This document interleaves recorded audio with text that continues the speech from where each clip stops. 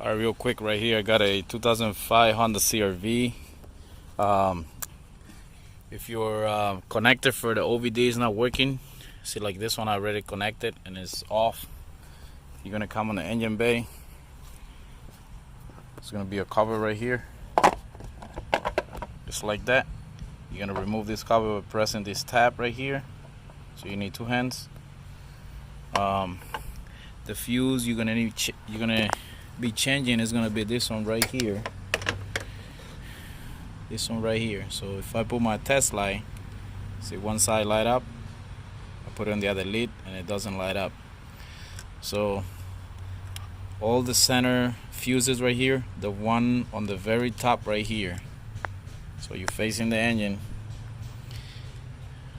the one on the very top. So I'm gonna pull that one out. I'm gonna pull this one out. You can see that one is burned. It called for a 10 fuse, 10 amp. I'm gonna put a 15 for now. As a matter of fact, hold on, there's an extra one here. Yeah, that one is an extra one, so I'm gonna just put whatever was in there. So 10 amp.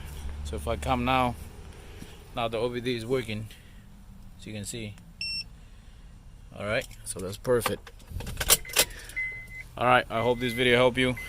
Like always, please subscribe, like, and share. And I'll see you in the next one.